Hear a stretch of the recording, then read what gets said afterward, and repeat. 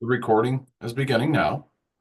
The second announcement is that I have not posted Monday's lecture, and I apologize for that. I will be doing that later on today. I listen, I got to be honest with you guys. I have I'm 41 years old, and I have over my 41 years been really polishing my procrastination abilities, and I would say that I'm one of the most proficient procrastinators that I know. Unfortunately, I can't procrastinate my procrastinating where I actually get stuff done. Um, and in addition to my noted abilities to procrastinate, I also have attention deficit hyperactivity disorder, so what I get distracted very easily. And so whenever I'm like, oh, I need to post the PowerPoint. Oh, well, before I post the PowerPoint, I need to do this. And before I do that, I have to do this. And oh my gosh, there's a piece of paper for a smart ring that I bought. And it's the user manual. So I better read the user manual. Um, I don't need to read this user manual. I need to get rid of this user manual. So I apologize in advance, and I apologize retroactively. I'm going to post the recording later today. We're recording this. I'm going to post that later today. Um, a couple of things, though, after. So that's our second announcement. Third announcement is that I made a mistake with the Proctorio quiz. I posted an announcement about it yesterday that if you took the Proctorio quiz before like 5 p.m. yesterday or before 6 p.m. or something like that, then you need to go back and take the corrected Proctorio quiz. I've closed one and then I opened the corrected one. I didn't delete it just because then I can see, oh, well, these people took it. I need to email them in the event that they haven't taken the corrected one. The deadline is still Sunday night at 11 p.m. for the proctoral practice quiz. And remember, you get 2 bonus points on your final exam by doing that. Um, if you are prompted for an access code, that means that Proctorio is not turning on. It's not activated. Proctorio, if you remember, um, is a browser extension. And so if you're prompted for an access code, that means either you've got a pop-up blocker or something else that's preventing Proctorio from loading. So just be kind of aware of that. You might need to, disable a pop-up blocker. You might need to change some conditions of your web browser or your computer. Make sure all your software is up to date. Change your web browser.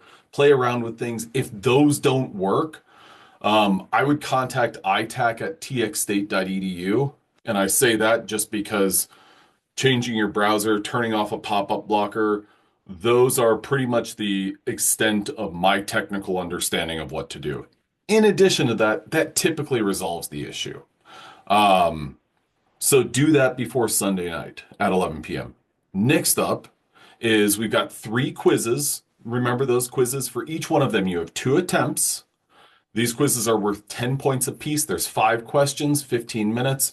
If you have accommodations for additional time, um, I've applied that in the event that you have the accommodations and you don't see that applied, you don't see the additional time, email me because that means I haven't received your ODS paperwork. I have no problem adding that time in. Just communicate with me. Those 3 quizzes, of which you have 5 questions each and 15 minutes to do each one of them and 2 attempts at each. Those are due Sunday at 11 p.m. as well. So make sure that you tackle those and get those taken care of. Um, the syllabus is up. I need to play around with and structure the grade book so that, it makes a little bit more sense for everyone. Um, but are there any questions that anyone has? You can add it to the chat or you can unmute yourself. I've got my speakers on so I can hear. I'll take a minute, drink some coffee, drink some water.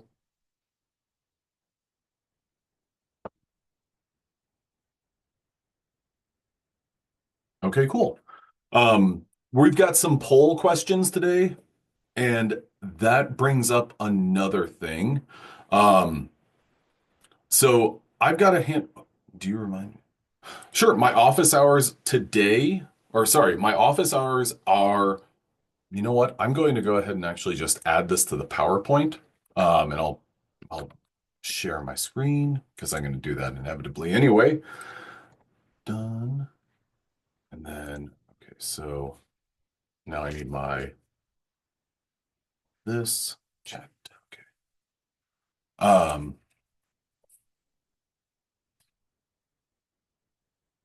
Office hours.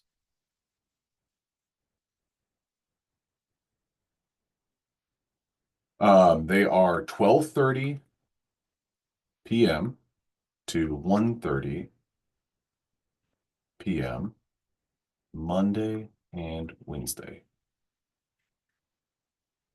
And then or by appointment. Um, Next up, I'm seeing some more questions.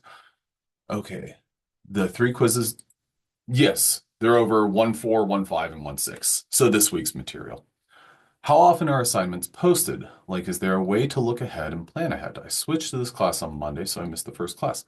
Great question. So, um, my expectation is that quizzes, and I'm sorry, I'm going to put them in quotations.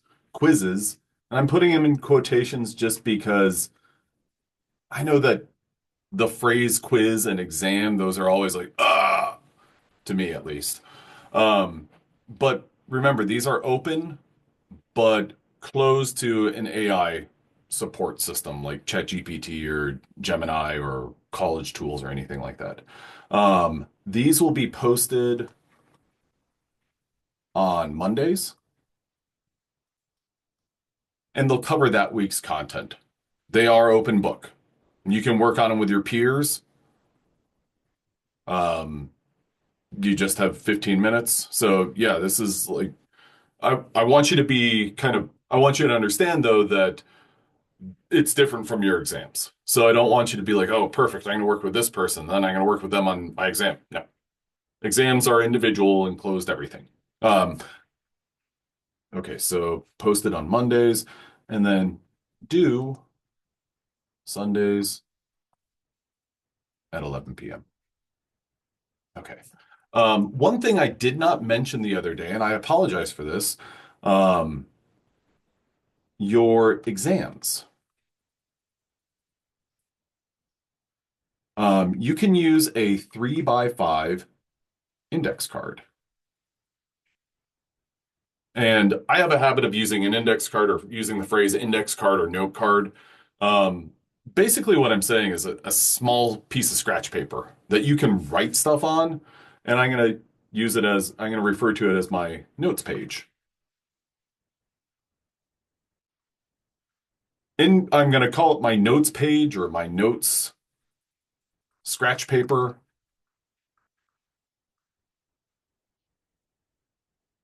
that you can kind of put, if there's a table that you think that is, yes, Dolce, absolutely. Practice your tiny handwriting.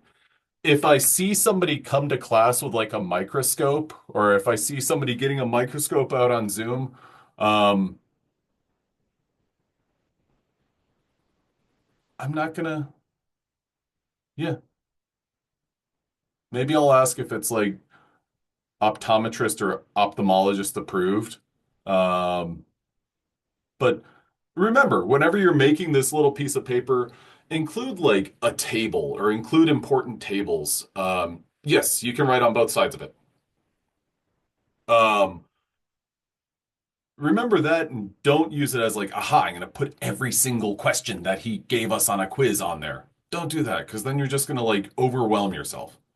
I got a question. Do we do reviews? Yep.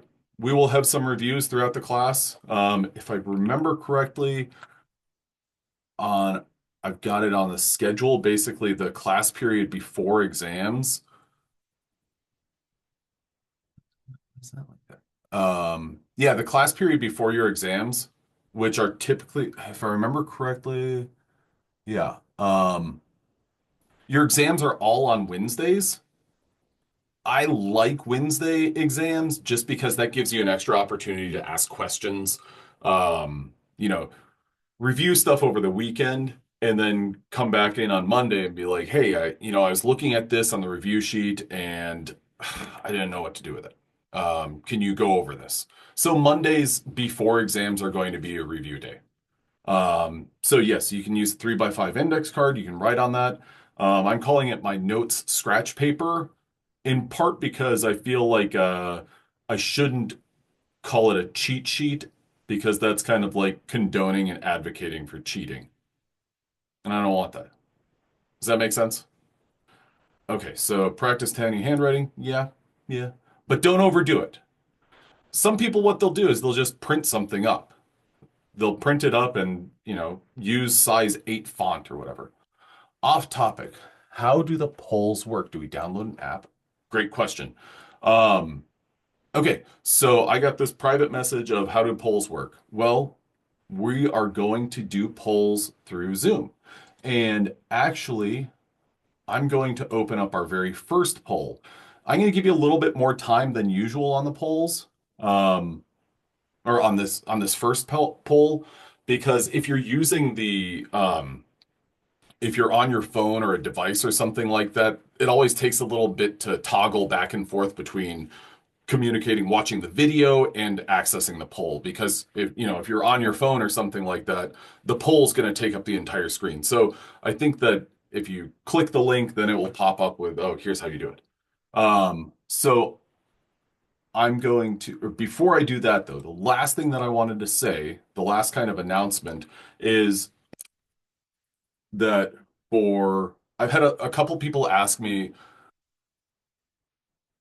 okay, look, will I post a test review on Canvas a few days before the exam, before the exams? Yes. So you will have like at very least a week before your exam, I'll have a review document so that you can kind of work through it, and then whenever we meet that next Monday, you'll be like, oh, okay, well, I've seen some of this before. And oh, what he means by this prompt is this question that he gave as an example. Um, yes, quizzes are in line with the exams. There's going to be some quizzes that you're given a table. I'm not expecting you to memorize mini tables or memorize the details of mini tables. So in one of your quizzes for this week, there's lots of questions about density. And those questions about density are like you're given a specific amount. I'm not expecting you to memorize basically any density values except for water. Water is 1 gram per milliliter. Instead, most of the time, whenever I give you a table, I want you to be able to like understand it and work with that information. Um, Kind of think about it like a map. Like if you're looking at a road map and you're like, do I need to memorize how to get from Topeka to Minneapolis? No, you don't.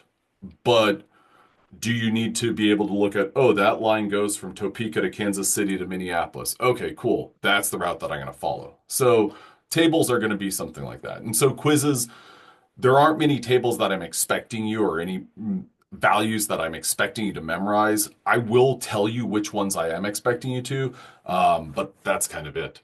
Now, the last thing, absolutely. One thing that I wanted to mention, because I got a couple of emails about, hey, I'm going to miss class, or hey, I have to leave early from class. Is this going to hurt me in terms of responses to the poll questions? And to answer that question, here's what I got. Let's say in a hypothetical class, we have 6 poll questions, and we might have anywhere from 6 to 20, but let's just go with this simple. If you have 6, then I'm going to give everyone kind of one as a pass. Just as if we were in a traditional classroom with a lecture, if you got up and you went to the restroom or something like that, you might miss the poll question. Same thing here. if I give six poll questions and you step away from your computer, you're getting your breakfast or something like that, I'm going to say, okay, cool. I'm going to be evaluating out of five questions. So everyone's going to get one as a pass. And then I'm going to look and see, okay, well, let's say somebody answered two out of and here's where it kind of changes a little bit, two out of the five, because one was a freebie, everyone got that. If you got two out of five, what I'm going to do is I'm going to give you basically the two participation points for that day.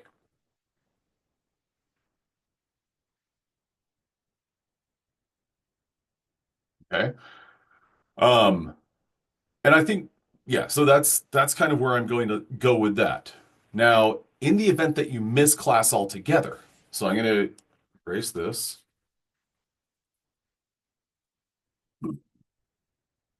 I missed.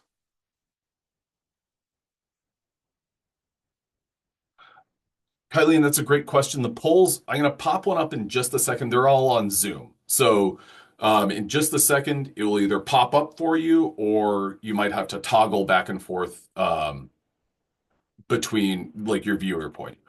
Um, okay. Were there poll questions last class? There were not poll questions last class. How many participation points are possible? I'm always going to scale it out of five. Um, so this would be, I give you six questions and I'm going to look at, did you answer five of them? If there's 20, then I'm going to scale that down and say, okay, you answered 18 out of 20. So how many points is that? Okay. So then my next situation is somebody misses class altogether. Well, you didn't answer any of the poll questions. Or maybe you answered the first question, but then you had to take care of other stuff. And so you couldn't really engage. I'm going to post questions, a scaled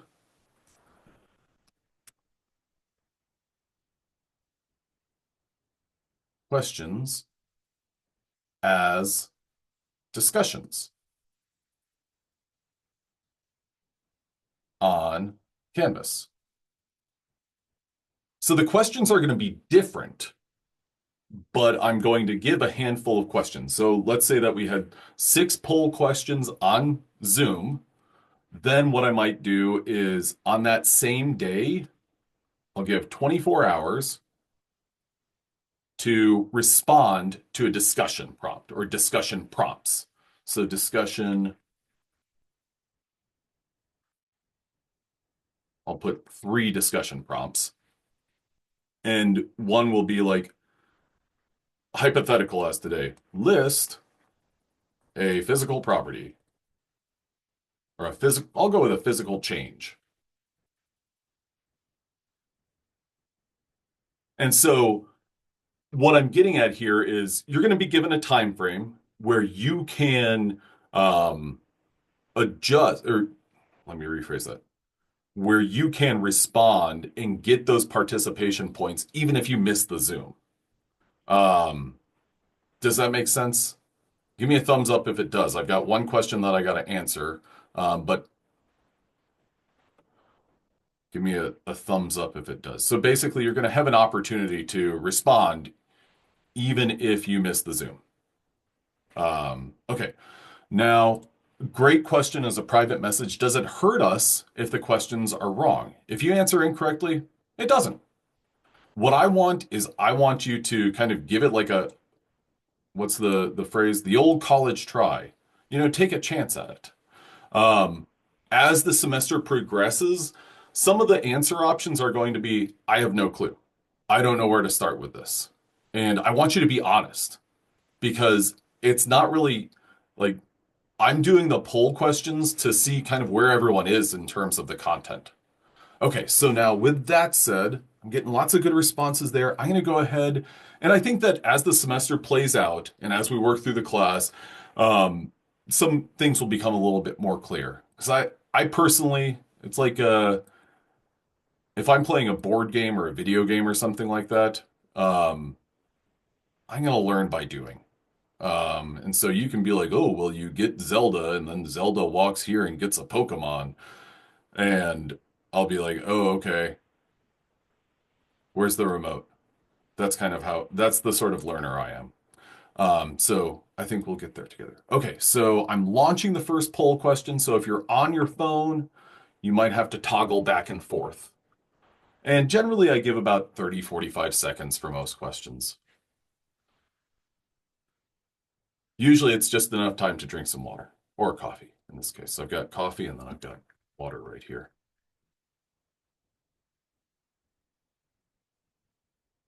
And sometimes I'll give a little bit less time based on, we've got 117 people in here. Oh, and one of them is me.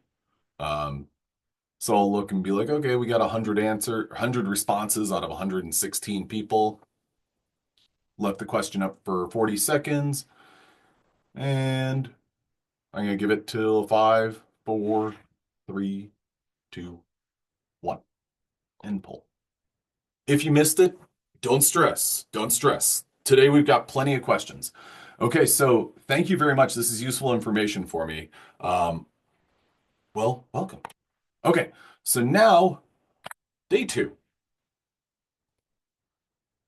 On day one, we talked about chemical and physical properties. And whenever we talked about chemical and physical properties, what we're looking at here are two different things.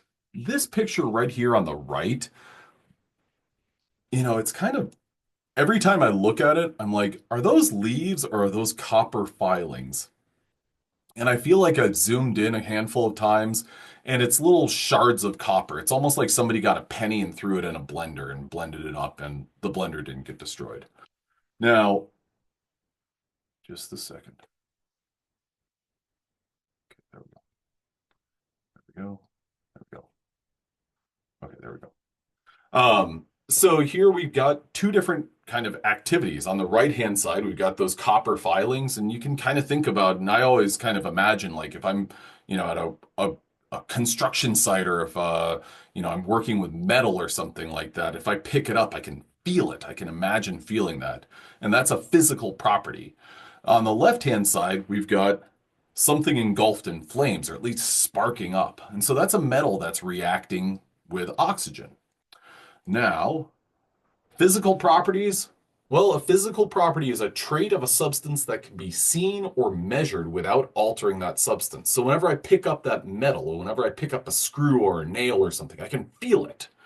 And the way that I can feel it is it's got a hardness to it. I can also see that it has a color. It's somewhat bendable or not bendable. It's, if I take that a screw and drop it into water, what's going to happen to it? Well, it's going to remain insoluble. It's not going in to make that solution. It can conduct electricity, it's dense. All of these are different properties. Now, here is our next poll question. Which of the following is a physical property?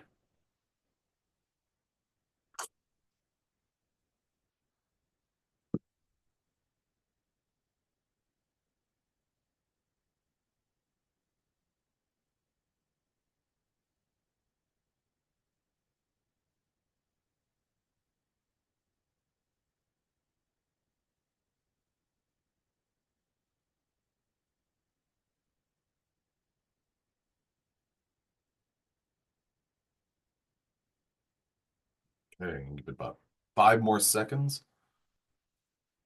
If you're on the app, what you might have to do is click your screen or go to the menu at the bottom, and that usually shows up as, or it helps you see any sort of links like in the chat.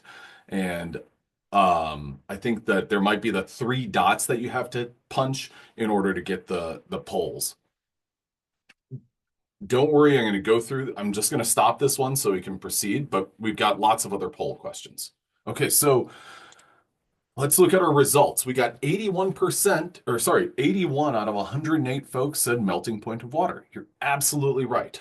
Now, one of the things that I want you to notice about the other three options, we've got combustion of gasoline, reactivity of sodium with water, and ability of iron to rust. Okay, so those all give um I guess kind of like those all are kind of descriptors of what something can do as opposed to what it is. So, like combustion of gasoline, that's really tempting. And that's combustion is kind of a technical or jargony word. So, in the event that you're like, I got hung up on that word, don't worry about it. But think about if you get a poll question wrong, yes, I'm looking for responses. I'm looking for you to respond. Now, with that said, I don't want you to just be like, done, done. Um, so combustion, reactivity, or ability. When you hear those words, I want that to trigger in your mind like oh, that's its chemical properties, or that's a chemical property. Okay, so chemical properties indicates its ability to undergo a chemical change or reaction due to its composition, including the elements, electrons, and types of bonding present. Okay, so a chemical property, you're going to see something change at the molecular, at the atomic level. And now that's a little bit tricky because are you going to see that? No, you're going to see it on a larger scale. But that's something fundamentally changing. I always kind of think about a chemical property as, well, if it's going to go from this state to a different state, or if it's going to go from this form to a different form, I can't get it back. Whereas if you think about like water, if you've got an ice cube, if you've got an ice cube, well, then that ice cube can melt and then you put it in the freezer and it freezes again. My power just flickered for a second. Can anyone confirm that they see me? Add something to the chat, anyone.